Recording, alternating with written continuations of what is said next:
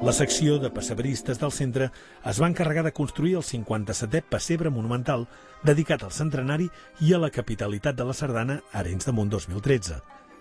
Enguany, la novetat eren un conjunt de figuretes fetes pels pessebristes amb una porcellana especial que escenificaven una cobla i una colla ballant una sardana. L'encarregada d'inaugurar el pessebre, acomodant l'infant Jesús al bressol, va ser la presidenta del centre.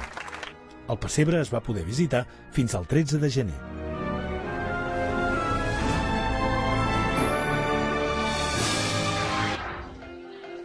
Més de 1.000 persones es van asseure a la sala gran per gaudir dels Pastorets, el musical.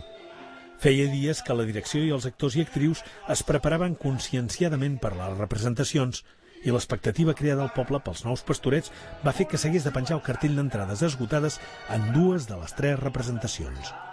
El resultat va satisfer les expectatives més exigents. L'espectacle ofert va ser del tot reeixit. L'aposta era arriscada perquè l'esperit i el missatge nadalenc quedava relegat per la composició i interpretació musicals.